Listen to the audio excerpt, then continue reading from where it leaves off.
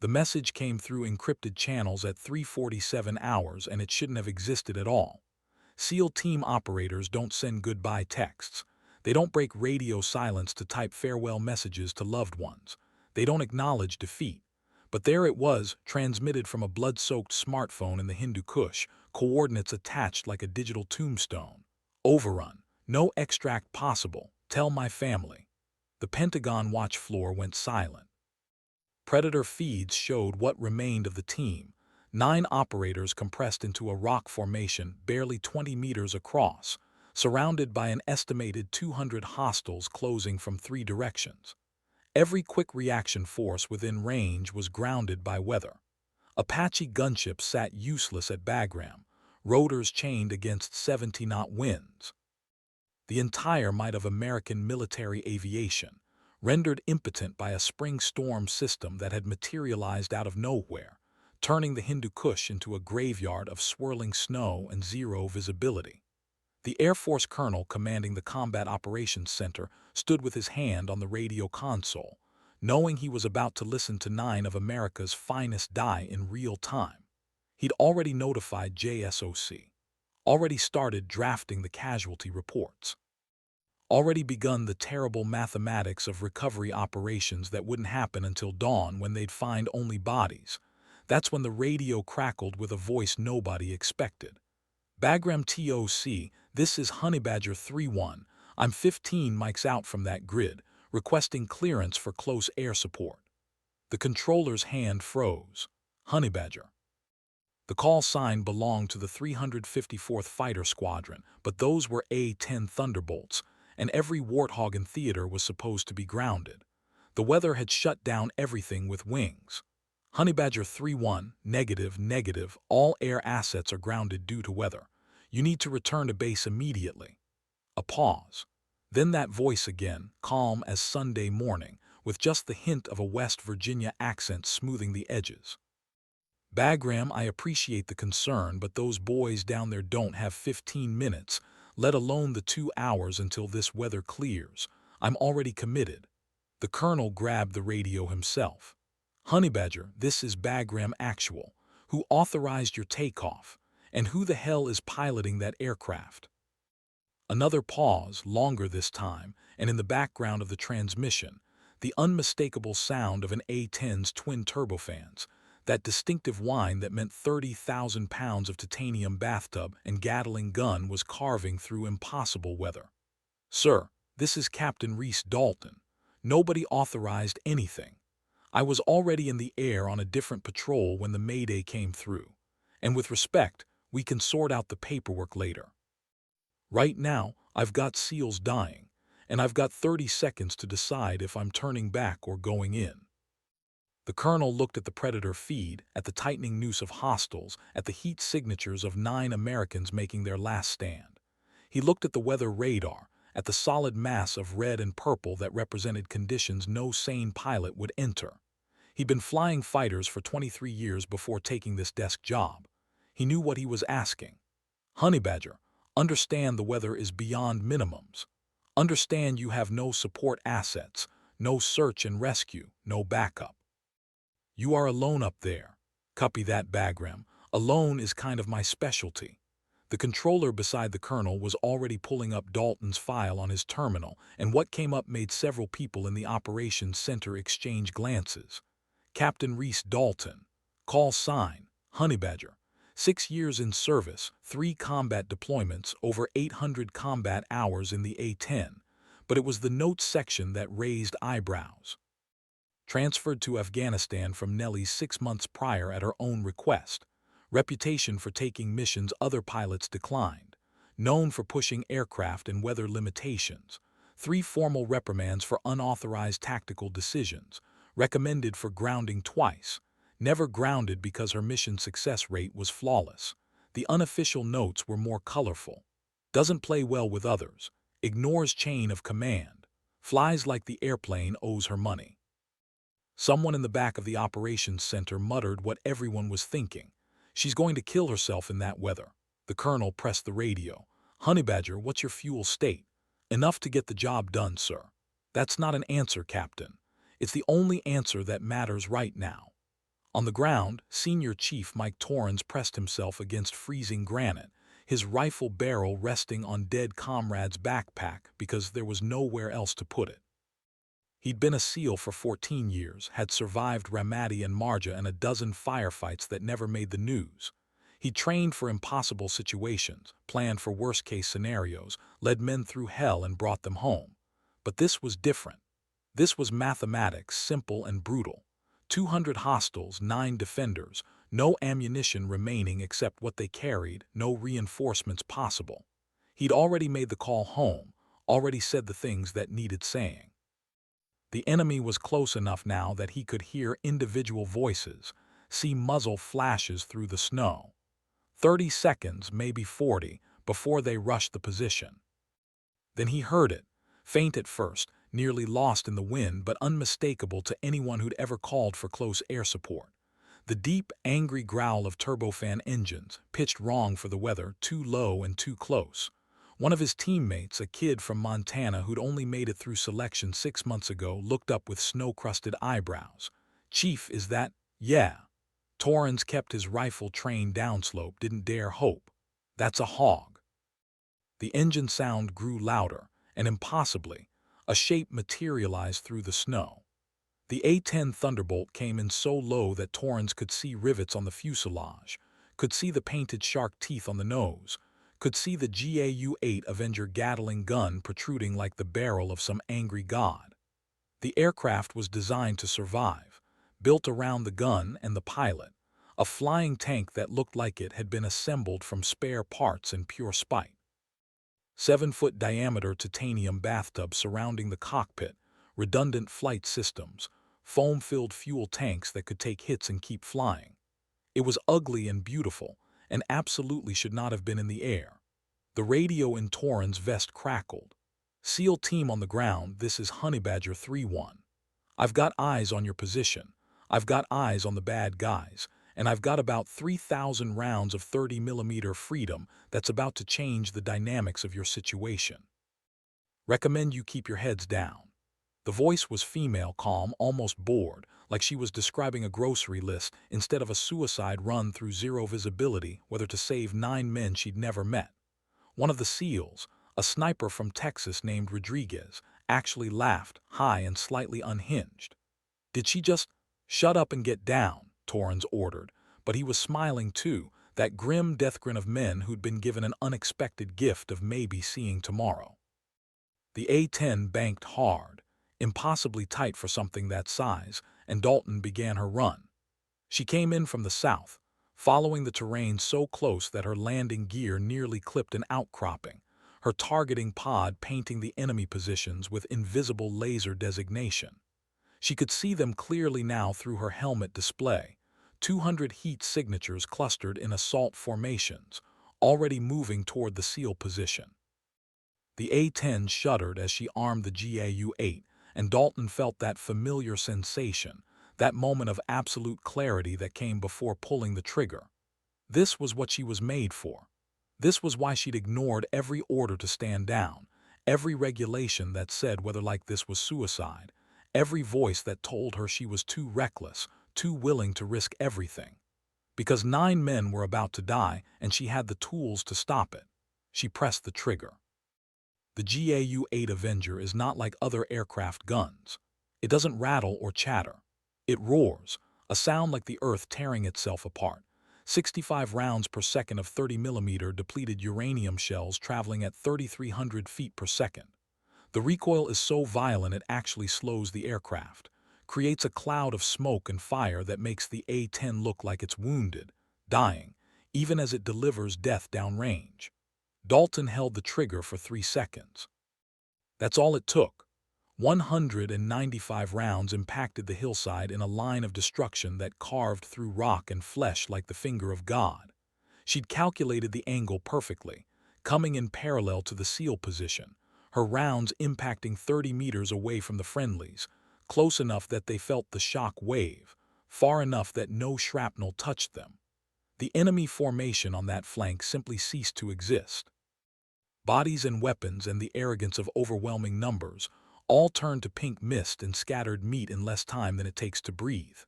She pulled up hard, banking into the weather, turbulence hammering the aircraft, snow coating her canopy. The visibility was zero. She was flying on instruments and instinct, trusting the terrain following radar, trusting the aircraft, trusting herself. Behind her, the remaining hostiles were scattering, their coordinated assault turning into chaos. But there were still over 100 of them, and 9 SEALs were still about to be overrun. She brought the Warthog around for another pass. In the operations center at Bagram, the Predator feed showed what thermal imaging could capture through the storm.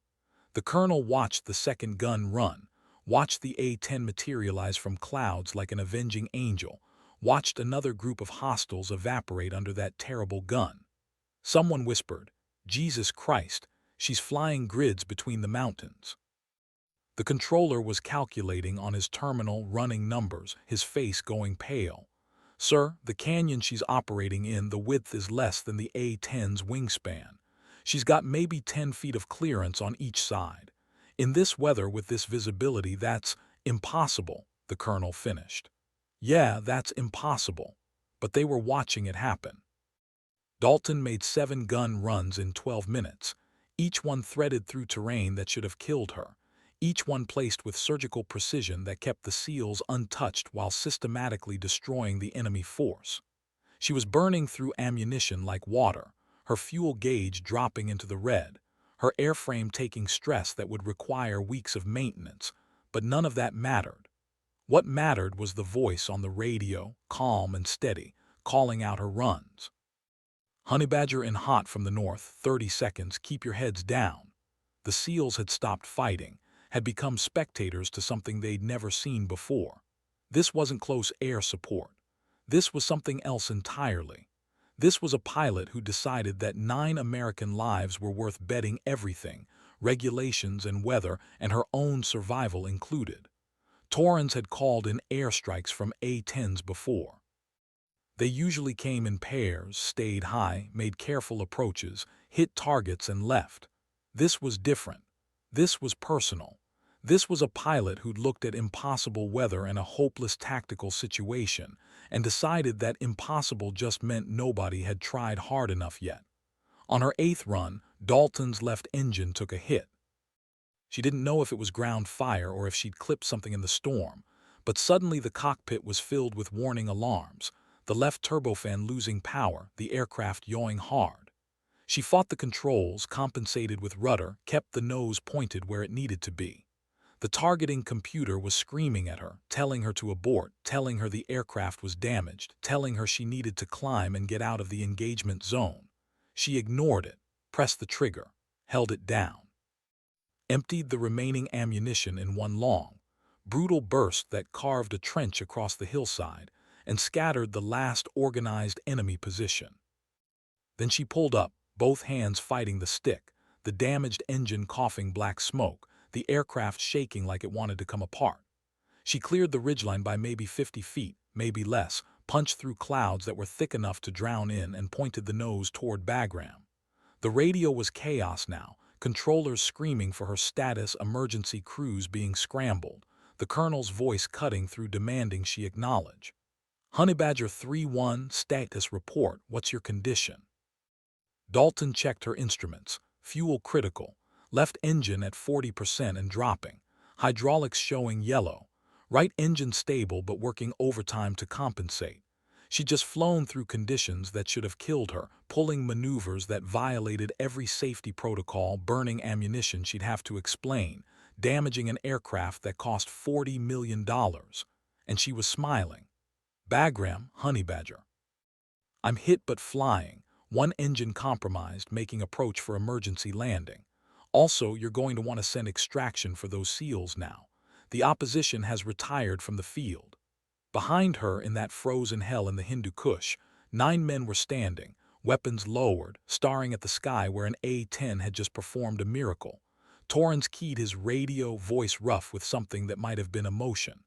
"Honeybadger, this is SEAL ground team. I don't know what to say except thank you doesn't come close to covering it." Dalton's voice came back, and now they could hear the strain in it, the effort of flying a damaged aircraft through killing weather. "Just get home safe, Chief. That's all the thanks I need." She didn't mention that she could barely see her instruments through the blood from where her head had hit the canopy during one of the violent maneuvers. Didn't mention that her left arm was numb from fighting the controls. Didn't mention that she wasn't entirely sure she was going to make it back to base. The A-10 limped through the weather, trailing smoke, shaking like a dog throwing off water, but still flying because warthogs don't quit, and neither did their pilots. 20 minutes later, Dalton brought the aircraft down on Bagram's runway with one engine dead and the other smoking, a landing so smooth that the emergency crews almost didn't believe she'd been in combat. She taxied to the revetment, shut down the remaining engine, and sat in the cockpit for a long moment, hands still gripping the stick, the silence after combat louder than any explosion. When she finally climbed out, the maintenance chief took one look at the aircraft and started cursing. The left engine had a hole through the nacelle big enough to fit a fist. The fuselage had stress cracks from the violent maneuvering. The gun barrel was still smoking. The wings had scrape marks where she'd threaded through terrain too narrow for the wingspan.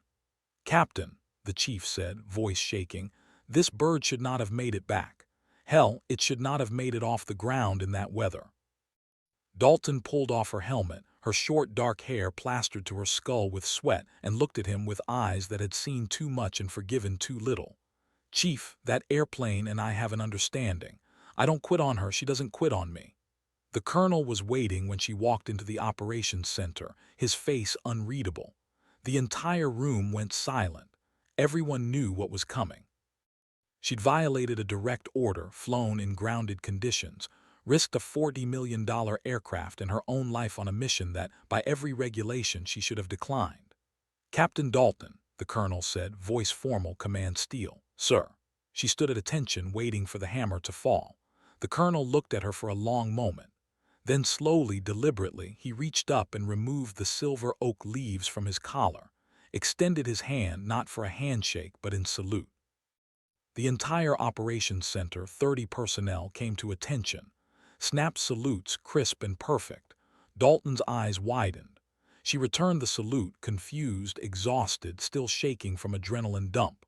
"Sir, I don't, Captain, I spent 23 years flying fighters before they stuck me behind this desk. I thought I'd seen everything.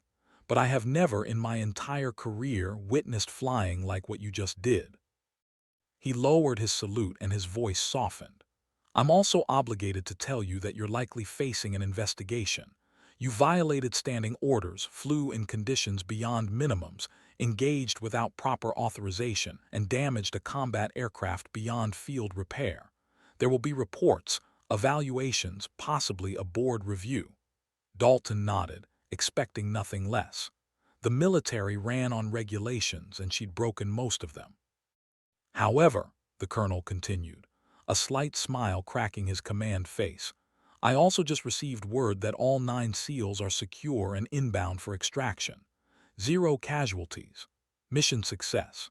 And Senior Chief Torrens specifically requested that I convey his team's gratitude to the pilot of Honeybadger 3-1, who he described as, and I quote, the craziest, bravest, most skilled stick-and-rudder operator he's encountered in 14 years of calling in air support." Someone in the back of the operations center started clapping, then another. Within seconds, the entire room was applauding, and Dalton stood there, exhausted and bloody and probably facing court-martial, while 30 hardened combat veterans showed her the kind of respect usually reserved for Medal of Honor recipients. The colonel waited for the applause to die down. "Get to medical, Captain. Get checked out, get some rest. We'll deal with the paperwork tomorrow." Dalton saluted again, turned to leave, then paused. "Sir, for the record, I'd do it again. Same weather, same odds, same violations. Those men needed help and I had the tools to provide it. That's the job." The colonel nodded slowly. "I know, Captain, that's what worries me. Because one of these days the airplane won't make it back and we'll lose one of the finest combat pilots I've ever had the privilege to watch work. But it's also why you're exactly the kind of officer this Air Force needs." Dalton walked out into the Afghan dawn, the sun just breaking over the Hindu Kush, turning the snow-covered peaks gold and red. Somewhere up in those mountains, 9 men were alive because she'd refused to accept impossible. Her flight suit was stained with sweat and blood, her body hurt in places she'd forgotten existed, and her career was probably over. She'd never felt better in her life.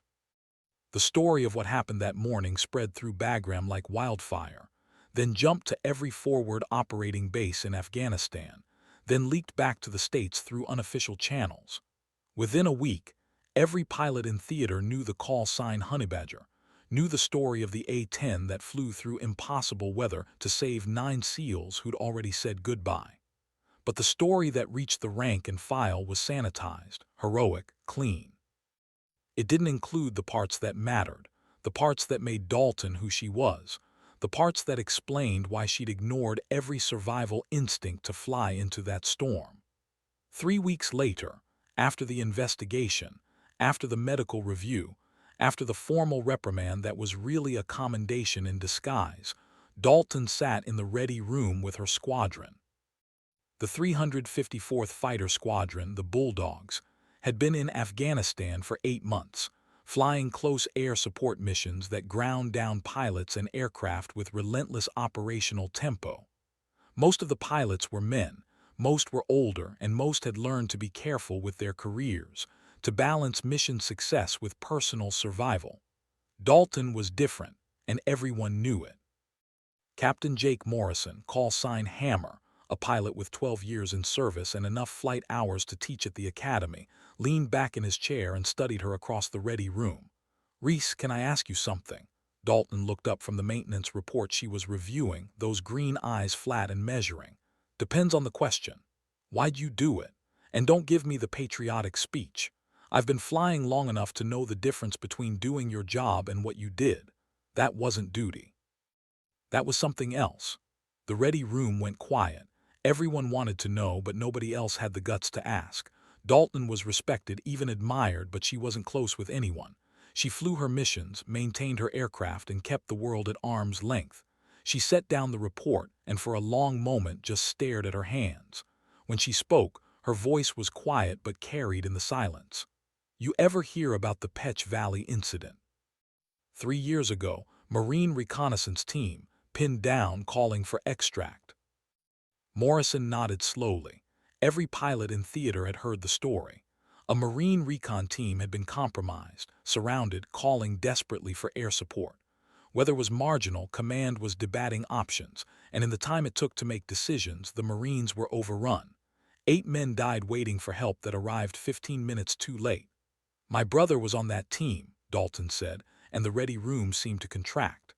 Staff Sergeant Cole Dalton, Marine Recon, 24 years old. He called for help for 40 minutes while command evaluated the weather, calculated the risks, followed the regulations. And he died 50 meters from an LZ, close enough to see the helicopters that finally came but didn't make it in time. She looked up, and her eyes were desert hard. "So when I heard those SEALs calling, when I heard command talking about waiting for weather, following procedures, I saw my brother bleeding out in the Petch Valley while pilots flew safe patterns and followed orders. And I decided right then that I'd rather face court-martial than listen to more men die because regulations said the weather wasn't right." The silence was absolute. Morrison felt something twist in his chest, understanding flooding through him. This wasn't about heroism.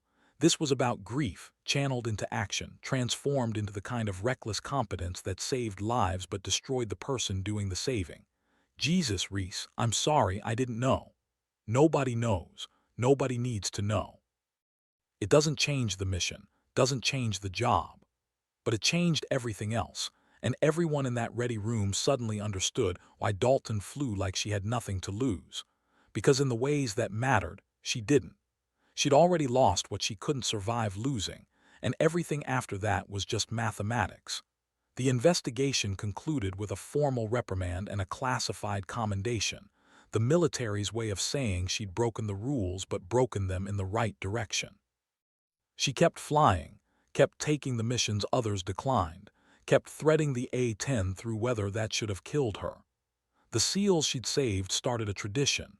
Every SEAL team rotating through Afghanistan made a point of visiting the 354th Fighter Squadron, finding Captain Dalton, shaking her hand. Senior Chief Torrance came himself, brought his whole team, men who looked at Dalton like she was something holy. "Ma'am," he said, and the formality was respect, not distance, "my daughter turned 4 last week. I got to see her birthday because you decided regulations were less important than lives. I don't know how to repay that."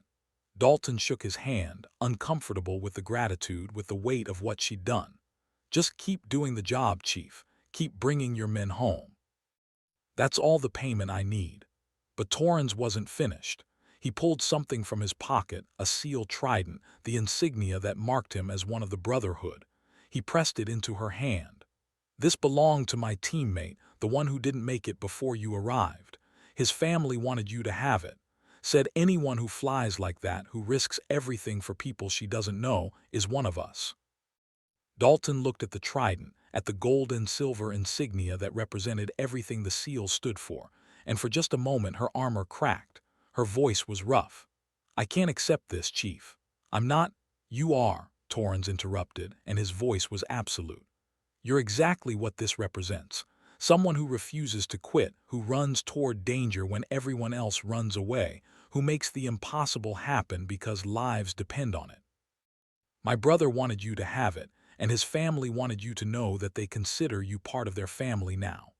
She closed her hand around the trident, felt the weight of it, the responsibility, nodded once, unable to trust her voice. The seals left, and Dalton sat alone in the ready room, holding the insignia, thinking about her brother, about the men she'd saved, about the impossible calculus of trading safety for other people's lives. That night she took the trident and attached it to her flight suit, right below her name tape. It would stay there for every mission after, a reminder of why she flew, why she risked, why she refused to accept impossible. 2 months later the call came again. Different location, different team, same impossible weather.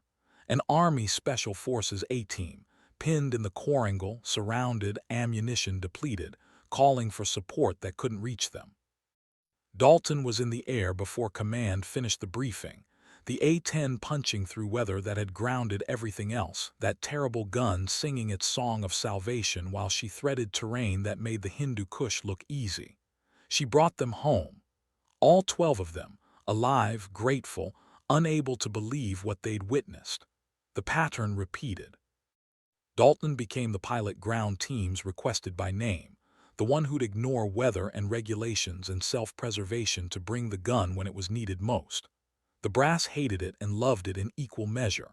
She was a public relations nightmare and a tactical asset they couldn't replace. By the end of her deployment, she'd flown over 900 combat hours, more than any other A-10 pilot in theater.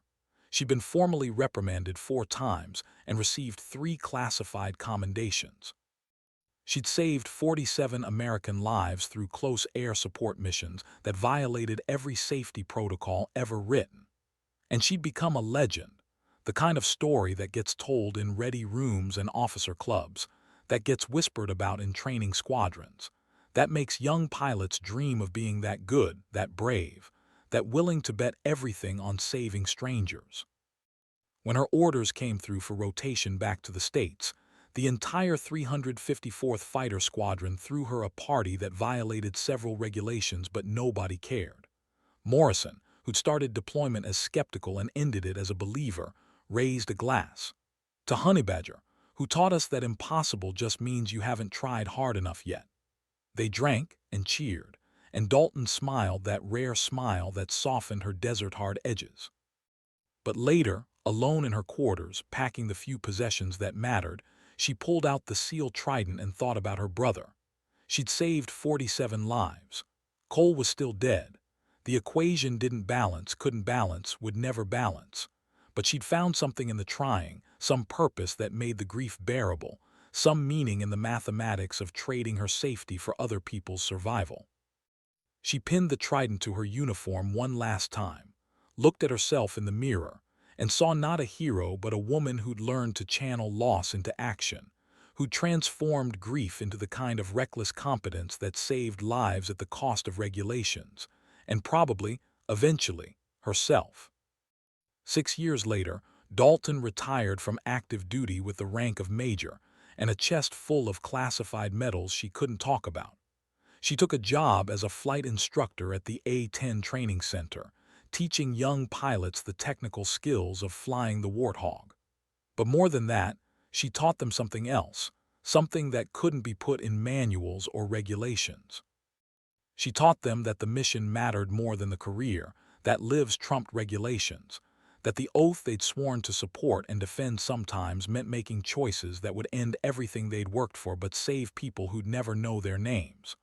On the first day of every class, she'd pin that seal trident to the podium, let the students see it, let them wonder. Then she'd tell them the story.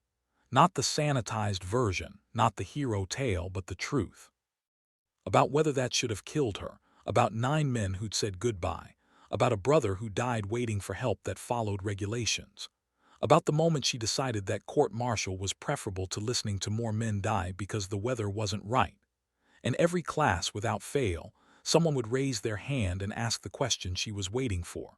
Ma'am, knowing what you know now, knowing the reprimands, the investigations, the damage to your career, would you still make the same choice? Dalton would look at that student, at the young, eager face that hadn't yet learned what war costs, and she'd tell the truth. Every single time. Because regulations are written by people who aren't bleeding. Careers are built by people who aren't dying. And the oath we swore doesn't have an exception clause for bad weather or risk to advancement. Those SEALs needed help. I had the tools to provide it, and everything else was just noise. She'd pause, let that sink in, then deliver the rest. But understand this, the choice cost me. Every mission like that costs something. You fly through weather that should kill you enough times, eventually it will. You risk the aircraft enough times, eventually you lose it. You ignore your career enough times, eventually it ends. The question you have to answer right now, before you ever strap into that cockpit for real, is whether you're willing to pay that price. Because I can teach you to fly. I can teach you to shoot. But I cannot teach you to care more about the mission than your own survival. That's something you either have or you don't. Some students got it. Most didn't, not really, not until they'd been in combat and heard the desperation in a ground team's voice, felt the weight of knowing that their decision, right now, would determine if someone's father came home. But a few, a precious few, understood immediately. Those were the ones who'd seek her out after class, ask the harder questions, try to learn not just how to fly but how to be the kind of pilot who runs toward impossible because that's where they're needed most. One student, a young woman named Lieutenant Sarah Chen, challenged her directly after a lecture on close air support doctrine. Major, with respect, what you're describing sounds like suicide. You're teaching us to ignore safety, to violate regulations, to risk everything on single missions. That's not sustainable. Dalton looked at Chen, saw her brother in those questioning eyes, saw every young officer who thought war was something you could survive through careful planning and risk management. You're right, Lieutenant, it's not sustainable. I flew like that for one deployment and it nearly killed me a dozen times, and I came home with psychological scars that took years to address.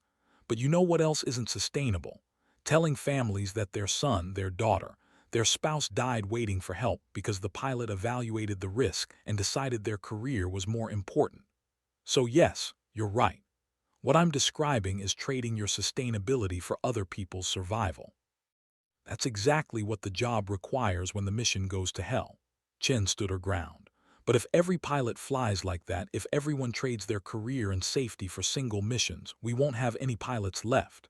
Exactly, Dalton said quietly. That's exactly right.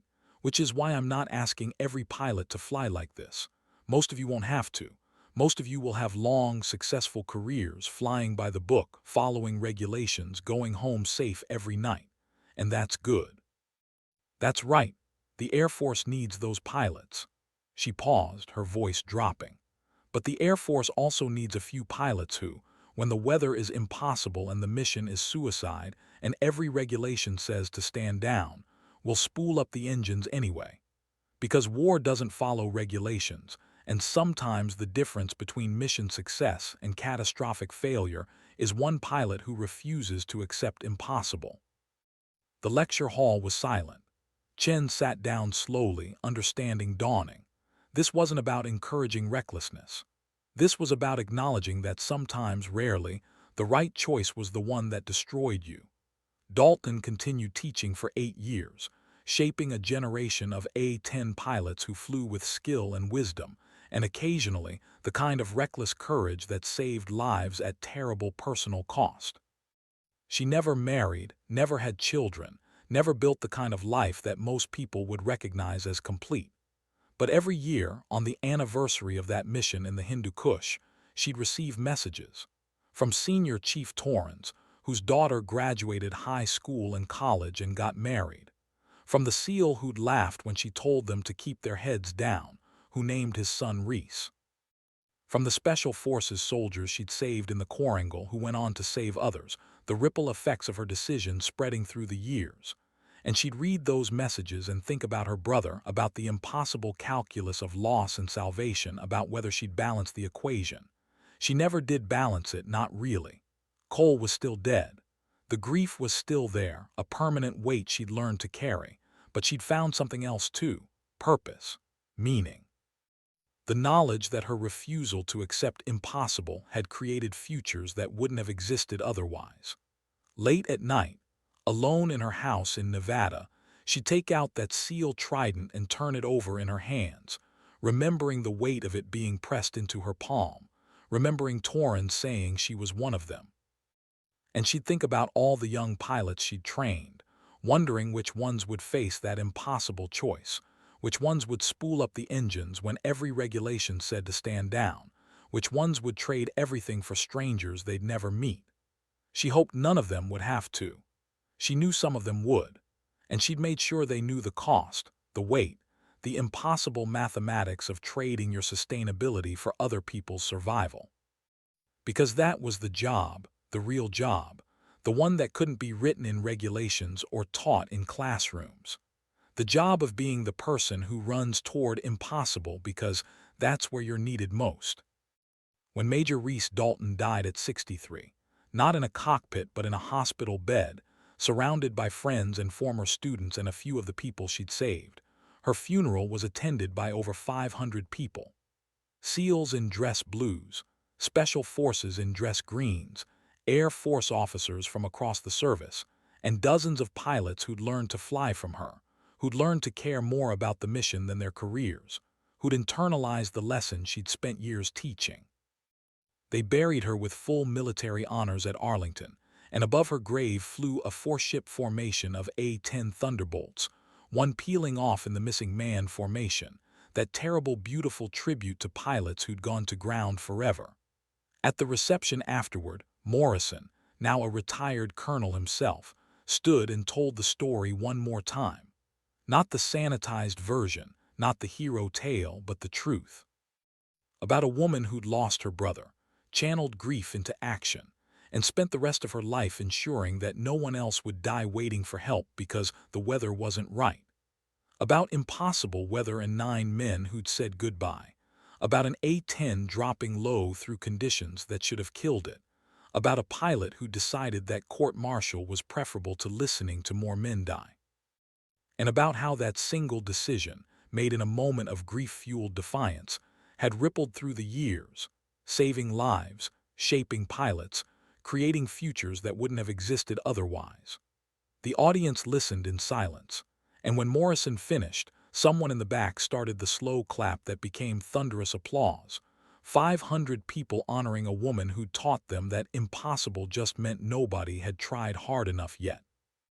Among the attendees was a young Air Force lieutenant, fresh from A-10 training, who'd never met Dalton but had heard the stories, learned the lessons, understood the cost. Her name was irrelevant. What mattered was that she wore a SEAL trident on her flight suit, passed down from Dalton's estate, and in her eyes was that same desert-hard determination, that same refusal to accept impossible. The legacy continued. Somewhere right now, a ground team is pinned down, ammunition depleted, calling for help through whether that's grounded everything. And somewhere, a pilot is ignoring the controllers, spooling up engines, pointing the nose toward impossible because that's where they're needed most. They're flying A-10s and F-16s and helicopters and drones, but they're all flying the same mission. The one Dalton flew that morning in the Hindu Kush, the one her brother never got. The mission that says lives matter more than regulations, that the oath they swore doesn't have an exception clause for bad weather or career preservation, that sometimes the right choice is the one that destroys you. They call it the honey badger legacy now, though most people don't know where the name came from. But in ready rooms and officer clubs, in training squadrons and forward operating bases, pilots still tell the story. About the captain who saved 9 SEALs in impossible weather, who flew through conditions that should have killed her, who taught a generation that impossible just meant you hadn't tried hard enough yet. And every time the weather turns bad, every time a ground team calls for help that can't reach them, every time the regulations say to stand down and wait for better conditions, someone remembers. Someone decides that court-martial is preferable to listening to more men die. Someone spools up the engines. The sky might be impossible, the mission might be suicide, the regulations might say no, but the answer always is the same. Bagram, this is Honey Badger. Nobody authorized anything. We can sort out the paperwork later. Right now, I've got people dying and I've got the tools to stop it. That's the legacy. That's what Reese Dalton left behind. Not medals or commendations or a long, successful career, but a generation of pilots who understand that sometimes, when everything says impossible, the right answer is to drop low, smoke pouring but alive, and make possible happen anyway. Even the SEALs typed goodbye. Until an A-10 dropped low. Until a pilot named Honeybadger decided that grief could be channeled into action, that loss could be transformed into salvation, that impossible just meant nobody had tried hard enough yet. And 9 men went home, and 47 after them, and hundreds more in the years that followed, saved by pilots who'd learned the lesson, who'd internalized the cost, who'd made the same impossible choice. The equation never balanced. Cole was still dead, but the future she created, the lives she saved, the legacy she left, that was something. That was enough. That was everything.